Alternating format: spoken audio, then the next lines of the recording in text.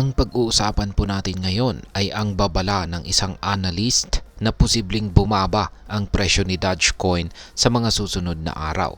Matapos po ang napakalaking pagtaas ng presyo nito, marami ang nakakapansin ng sell signals sa market.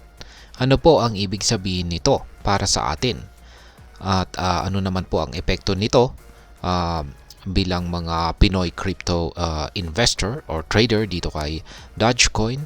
At alamin po natin ang buong detalye para malaman kung dapat bang mag-ingat o magpatuloy po tayo sa pag-hold kay Dogecoin. Pero bago po tayo magpatuloy ay nais ko lamang po munang bigyang linaw ang aking disclaimer kung saan ang nilalaman po ng video na ito ay hindi po ito isang financial advice. For education and information purposes lamang po ang layunin nito. Ayan, bakit nga ba sinasabing magkakaroon daw ng correction itong si Dogecoin? Ayon po kay Ginoong Ali Martinez, isang kilalang market analyst, ay posibleng magkaroon ng price correction itong si Dogecoin sa malapit na hinaharap. Ang price correction ay tumutukoy po sa pansamantalang pagbaba ng presyo matapos ang malakihang pagtaas nito. Kahit na umakyat ng 123% si Dogecoin sa nakaraang linggo at halos 224% sa loob ng 30 araw, posibleng magbago ang trend na ito. At bakit?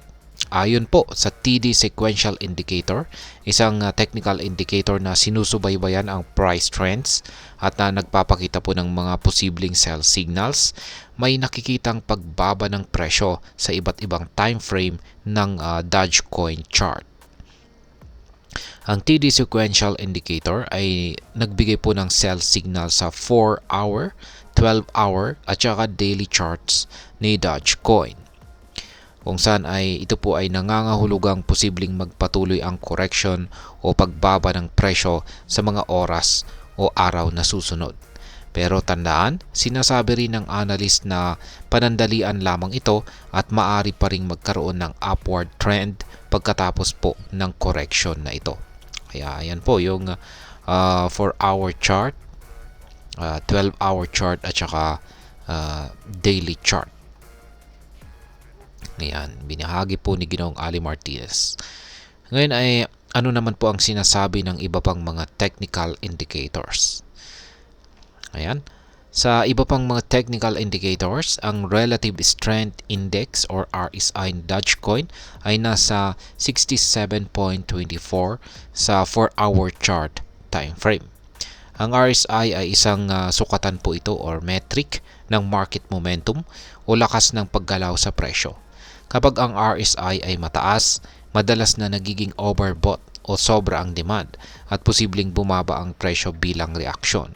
Kung ang RSI ay umabot po ng 70, malamang na magkaroon ng pagbagsak sa presyo dahil sa pagbebenta ng mga nag-hold kay Dogecoin.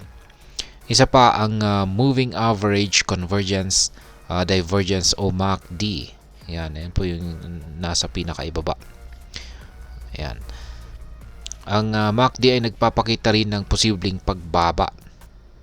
Ang MACD line at signal line ni Dogecoin ay nagkakalapit at kung mag-crossover ang dalawang ito, magiging indikasyon po ito ng bearish trend o pagbaba sa kanyang presyo. Sa kasalukuyan, ang MACD line ay nasa 20 digits 45.83 at pababa na ang trend nito, kung saan ay nagbibigay ng hudyat sa mga traders na mag-ingat. Ngayon ay ano naman ang nangyayari sa buong crypto market.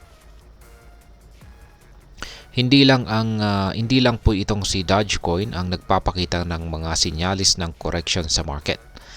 Ang mas malawak na crypto market or broader market, kabilang na si Bitcoin at iba pang mga altcoins gaya po ng Ethereum at Solana, ay nakakaranas din po ng pagbaba sa kanilang daily highs. Halimbawa, si Bitcoin ay bumaba po ng 3.8% mula sa pinakamataas nitong $89,956,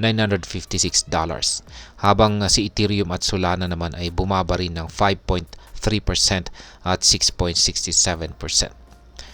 Ayon po kay Ginong Ali Martinez, ang pagtaas ng interest kay Bitcoin sa Google search ay maaring magdulot po ito ng price drop. Kaya bakit naman mahalaga ito? Sa karanasan ay kapag tumataas ang interest ng mga retail investors o mga ordinaryong tao kay Bitcoin, nagkakaroon po ito ng price correction dahil mas marami ang sumusubok na magbenta para kumita. Sa ngayon, si Bitcoin ay nasa presyong $86,320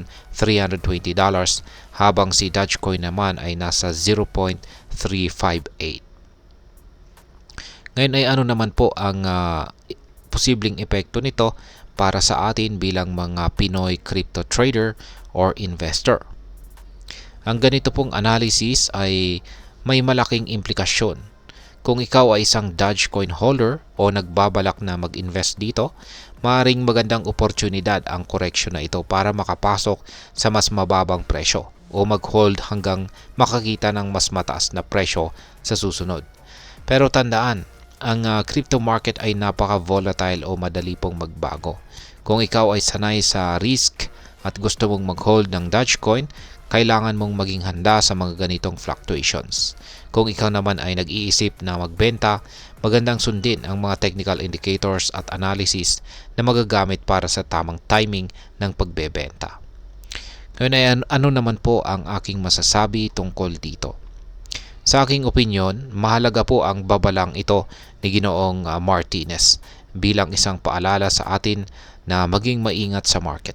Kapag napansin po natin ang mga signals na nagsasabi o nagpapakita po ng posibleng correction, ito ang panahon para suriing mabuti ang galaw ng market bago po gumawa ng desisyon.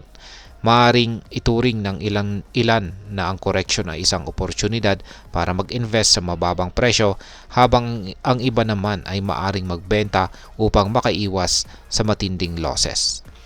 Si Dogecoin ay kilala po sa pagiging volatile at meme coin, kaya hindi ito ang uri ng investment na dapat panghawakan ng walang maingat na pag-aaral.